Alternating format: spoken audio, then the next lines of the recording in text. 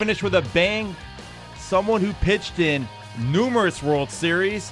He was a two-time All-Star, won 2 World Series. He was a 1962 World Series MVP, and he wasn't a bad golfer either. How you doing, Ralph? Ralph Terry. Great. Beautiful day. So, were you golfing today? Yeah, I'm on a golf course in Great Bend, Kansas. Oh, okay. How you golfing today? Well, I'm doing okay. A couple over par. Could be better, but I'm really enjoying it. I'm playing with my friend Bruce Vaughn, who won the Senior British Open a couple of years ago. He's from out here, Okay. and pleasure watching him hit the ball. You better than he? I used to be, not anymore. So, Ralph, what was harder, basically, trying to make a 4-foot putt or striking out a Mickey Mantle? Oh, well, golf is a lot harder. You know, it's not my natural game. But no, it's just like some of those putts are, you know, kind of like facing Willie Mays or Hank Aaron. It's not easy, you know.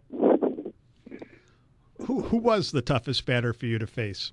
Oh, I think Ted Williams was the best batter that I faced. But you know, if there's a tying or winning run on base or anything, those managers, they've been beaten by him so many times, they'd say put him on, so we'd walk him. A lot of people said it was easier to play in Fenway Park because you couldn't foul out. You had basically just the field was in play, and if you were a hitter there, you had the advantage. Whereas Yankee Stadium, you had more foul territory. So you must have loved pitching at Yankee Stadium. If you would have pitched with Boston, you probably would have hated it. Well, you know, Yankee Stadium was ideal for left-hand hitters. It had a very short right field, and then, of course, Fenway was, ideal for the right-hand hitters. But, you know, the big secret was if you could make them hit the ball out to center field, keep the left-handers from pulling the ball. You know, Mickey Mantle used to tell me in Whitey Ford, he said if he'd had a good pitching staff, he'd have lasted another 5 years. And you said what to that? Well, I didn't say anything. Whitey said, well, you know, Ralph, you know, if we'd had a good center fielder, we might have won a few more games, you know. He said he was really an infielder, and he was so wild throwing to first, they had to move him to the outfield. You know, they used to really kid each other. We had on Moose Skowron and also Bobby Richardson a couple weeks ago, and it seemed like those Yankee teams were real close.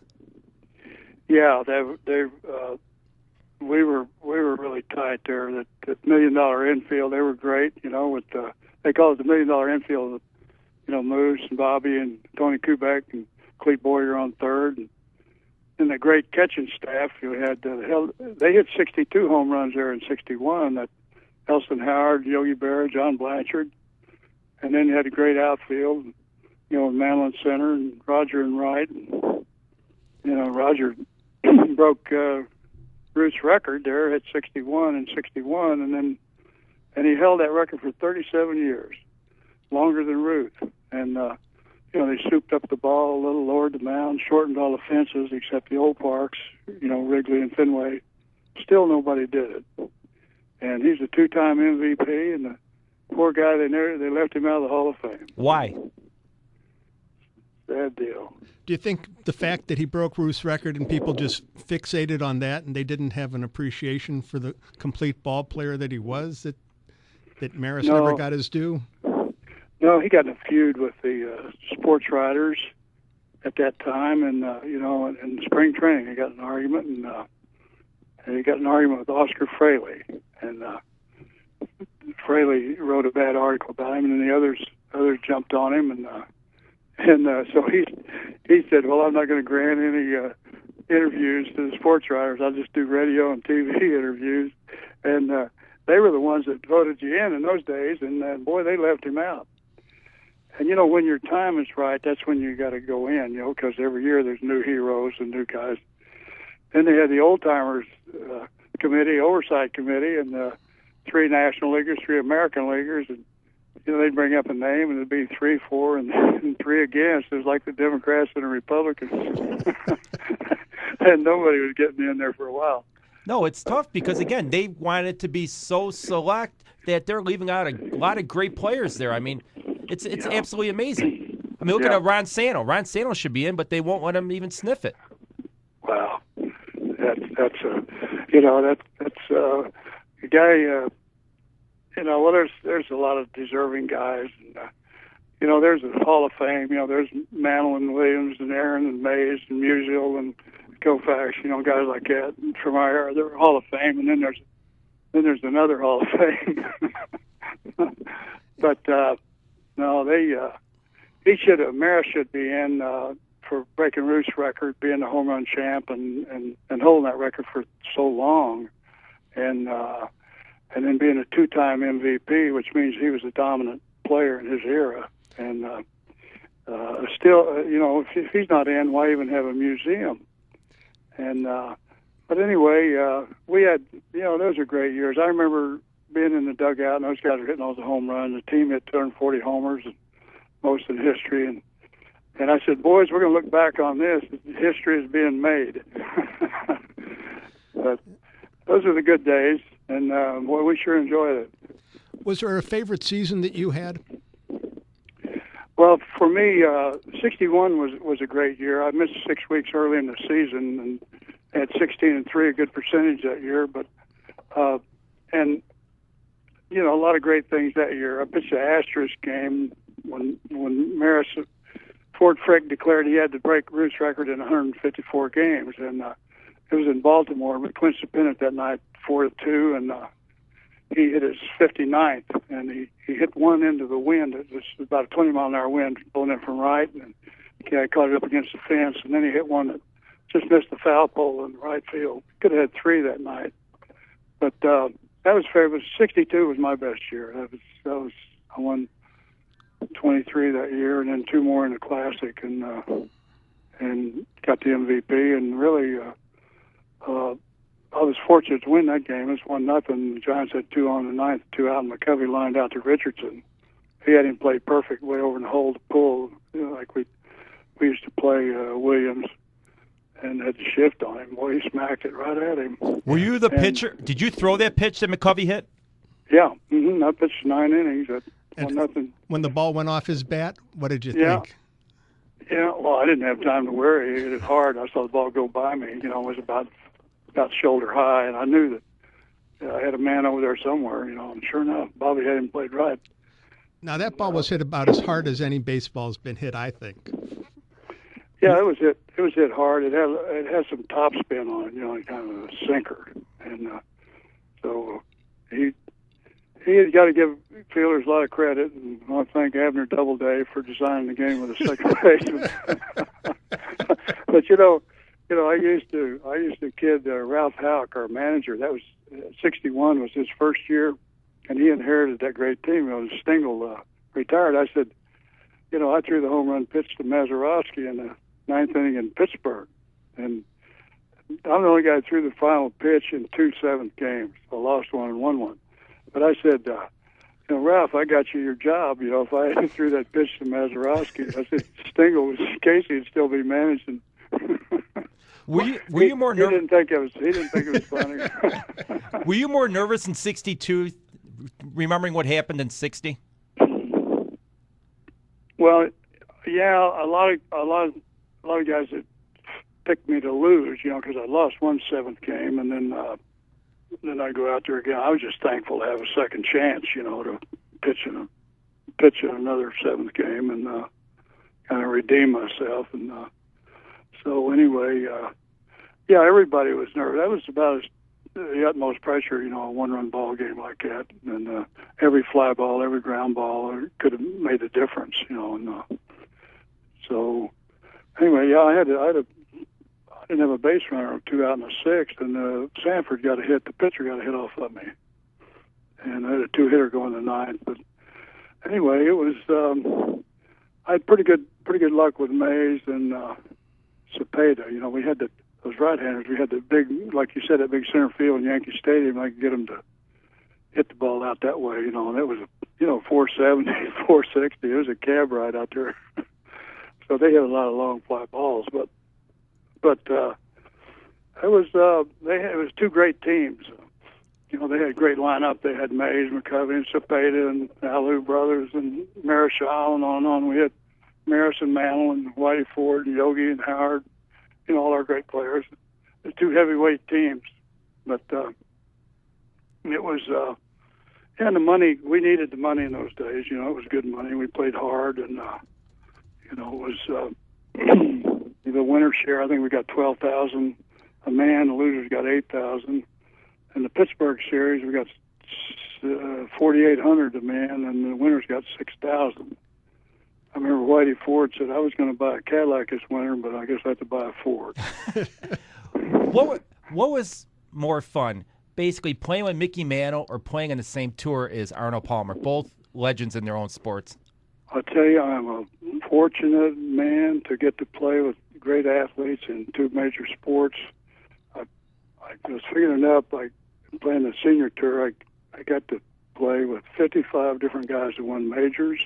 I got to know them, and it's like a traveling community, you know. And to get to play with Arnie and Nicholas and Blair and everything, I mean, they were the greatest in Trevino, and I mean, they were really wonderful guys, and they were real sports fans too. You know, they just we just really shared a lot of. But the great players, you know, they can turn it on and really make it happen. You know, I feel I rose to the occasion a few times, but boy, they go out there day after day and time after time, and the games on the line, they could produce. I mean, they're just special people.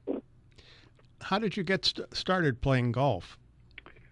I was playing for the old Kansas City A's, and in 1957, that winter, I had an auto accident and flipped the car over, and I cracked. I had a broken hip. I cracked the rim of my hip socket, and I spent 11 weeks in traction. And fortunately, I didn't have to rebuild it. I didn't lose it.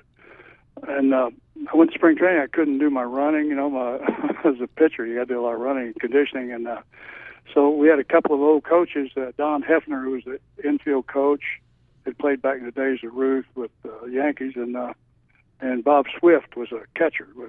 And they played golf, and I used to walk around and watch them. And they said, "Well, hey, we'll let you off at noon. You go to the golf course, rent a set of clubs, and walk, carry the bag, and get in shape walking." So every day at noon, they'd let me off, and I'd go to the golf course, rent a set of clubs, and walk, play till dark. And I started hitting grounders and slides, and then that's how I got into golf. It's more as therapy. And then we built a golf course in New Jersey, and I invested in it. And about the time it opened, I ended up with the Mets. And when Nolan was a rookie, and they had all those great pitchers, you know, Seaver, Kuzman, Nolan Ryan, Tug McGraw, and all those great guys. And they put 4 or 5 of us out of a job real quick. And I taught Tug McGraw how to throw a screwball. Really? And it really helped him. You know, he's Tim McGraw's dad, and he was a special guy. Boy, and he got that screwball, and he could really make it work. Now, how much money did you take off your teammates on the golf course?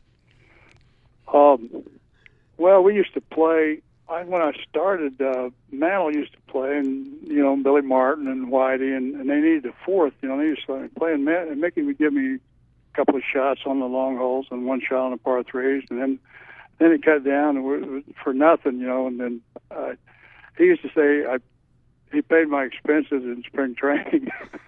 But, you know, I got to tell you a Mickey Mantle story in Chicago. One nice Friday evening, warm evening, he comes out. We're taking batting practice, and he said, "I can take 5 swings. And I'll bet anybody $20 that I can hit 3 balls on the roof at Comiskey Park." And I didn't bet him. And the guys, boy, they jumped all over it. And when he wanted to put on a show, he batted right-handed, and he'd either have Whitey pitch to him, he knew how to lay it in there, or John Blanchard, the catcher, had nice, easy motion and simple. And he took 5 swings. He put 3 on the roof, and the wind wasn't blowing out at Comiskey Park. I only see a couple there. I seen that Nicholson hit one time up there, and I don't remember who else. But he put 3 on the roof in batting practice and picked up a fistful of 20s from the guys. He was some kind of guy. I mean, if he didn't have the injuries, he probably would have been the greatest player of all time. Yeah, I think so. You know, I know Ted Williams considered him one of 5 giants of American sports. He was really thought a lot of him, but he could hit farther, run faster, and do it from both sides of the plate. I thought that's what really helped the team. We were strong, against a different left-hander, right-hander. He was the swing man, and we were strong going into Detroit, short right field, or stadium, or in Boston. And he was special, and he wasn't a special guy, or he was a regular guy, and he treated the rookies all good. It was just very special. We grew up in the same neighborhood down in Oklahoma, and our schools were neighboring schools, and he was a senior. I was in the 8th grade, and I saw him play all through high school. We had the same scouts signed us, and played for the same summer league team, Van Johnson League, and very, very, very close friends, and him and his twin brothers. But yeah, he was something exceptional. Could you tell back then that he was going to be a big league ball player? Well, I tell you, the first time I heard of Mickey Mantle, I was a catcher in Legion ball as a youngster, and I'd seen him play basketball and football, but I hadn't seen him play baseball. And I had a neighbor who was a pitcher, lived down the street, who really threw hard, Norm Stanley, and they went over to Commerce and they played. And he came back. I said, "How'd you do?" He said, "Well, that Mantle hit 2 home runs off of me. Hit one 375 and hit the stadium of the football stand grandstand out in left center."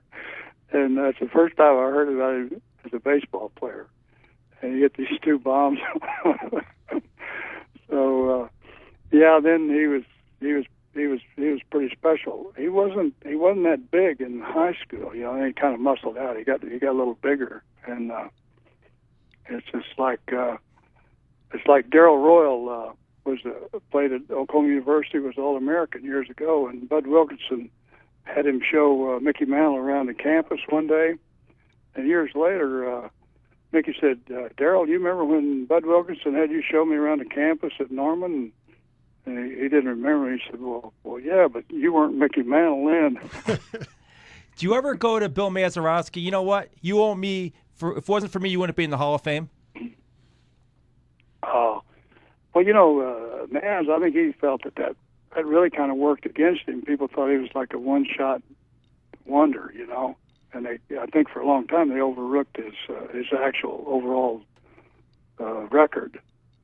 And but yeah, he handled that with dignity, and it was a great moment in sports, for Pittsburgh and the underdogs and everything. But he's a class guy. But Bobby Richardson's got better stats, I think, than Maz, and he's not in the Hall of Fame. Yeah, well, I don't know. There's so many Yankees in there, that I think there may be some. Who knows? I think maybe we got too many. Bobby's a great player. I just think the world of him, boy. I'd say it was nice to look around there. He's a very quiet leader. He'd be in a jam, and he wasn't a raw guy. He'd come out the mound and he'd say, "Come on, make him hit it on the ground. We'll get you a double play," And Elson Howard would come out and he'd say, "Come on, bear down, get this guy out, and we'll score some runs and win this game for you." And he knew how to get that extra out of you. Exactly. But we'll let you go. You got to go make some more money on the golf course. Okay. These guys are hard to beat, and they're harder to collect from. Oh, kind of like Michael Jordan. Yeah. Okay. Thank you very much, Mr. Terry. Nice talking to you. Nice talking to you.